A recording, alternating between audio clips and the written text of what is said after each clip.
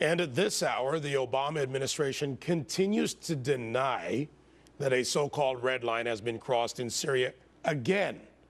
This despite growing visual evidence to suggest that chemical weapons were deployed Wednesday by the Assad regime.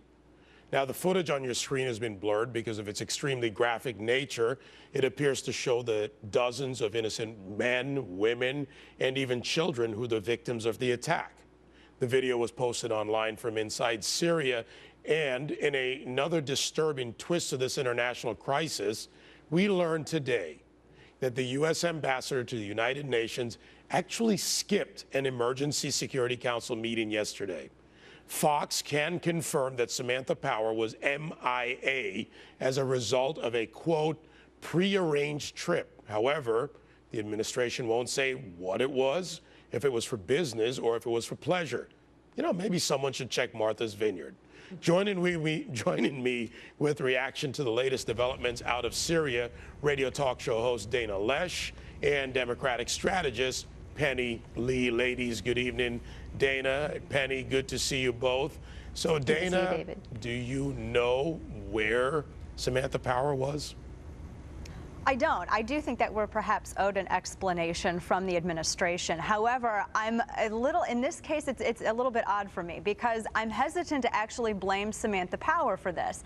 To me, it seems if you look at what she said after she was nominated for this post during the confirmation hearing, she was really pressing immediate action on the part of the UN in Syria. And if you look at how she held a Twitter town hall last week, she was tweeting about this just as recently as yesterday as well.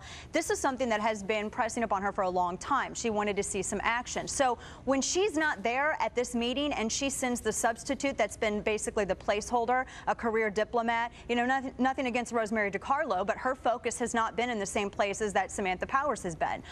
To me, it seems that the president is blinking. He did not want to have to face answering to that red line, and so that's why Samantha Power was MIA. Okay, Penny, this is the red line twice. Turkey, they've confirmed it. France is concerned. Look, put aside the partisan issue for a moment. These are innocent men and women potentially being killed. Over 100,000 dead in Syria. What does this president, what does he plan to do about this if he can do anything? Unfortunately, we can't just go on video alone, and we do need verification of what exactly occurred over there and who was responsible for these atrocities. I mean, it is, as you said, it is a tragedy and it is an atrocity, and so we do need to verify. We just can't make it up just based on the videos we're doing. Luckily, but we're getting the verification UN inspector, from other countries, and we saw this before. But we have UN inspected, but we can't make that leap. We need the UN inspectors that are there on the ground now to be able to have to expand their scope. Right now, they're only allowed to visit 3 different areas. We need them to expand to be able to go and inspect that area in Damascus, which is about 5 miles from the hotel that they were staying. If they are denied, that, I think, sets the tone for the red line as well. It's not just about the confirmation, but I also think if they're denied, there are actions that the United States needs to take because of that. Dana, this is a tough situation. America is war weary. We don't want to get involved in another conflict. I don't want us to get involved in another conflict. Is this a case of we really can't do anything substantive in Syria, and we've seen failure of the administration policies early on?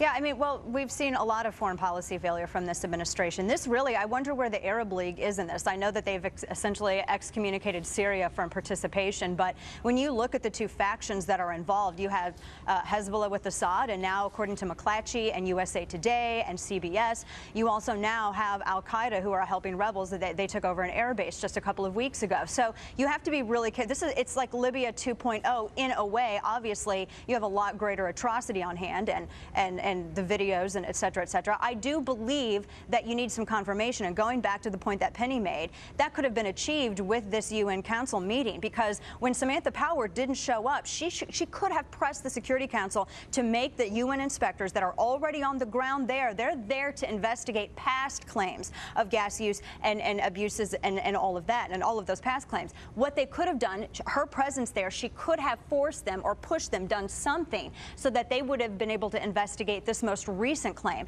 And as it is, the United Nations just kind of said, well, just let them do their job, what they're there to do, and we'll go on. Penny, are we going to get any action out of the Security Council? Let's face it, the Security Council is not our friend. Russia and China get in our way. And does that give the president kind of a dodge on the red, maybe purple line? I hope so.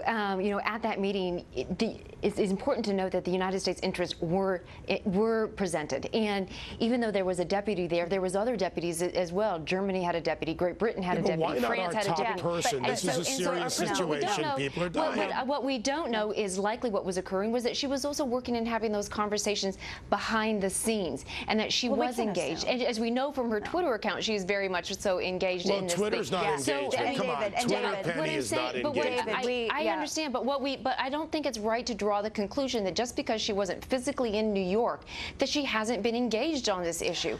And the State Department, even today, said they are asking, they are engaged as well in this to make sure that the UN inspectors that are on the ground are granted the ability to go to Damascus. So the United States is engaged. It's not just because we weren't in one meeting in New York unless I see ladies, unless I see inspectors. Hang on a second. Hang on.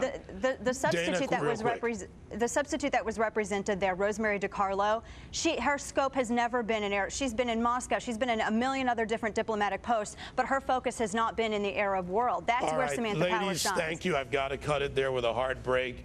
Dana Loesch, Penny Lee, thank you both.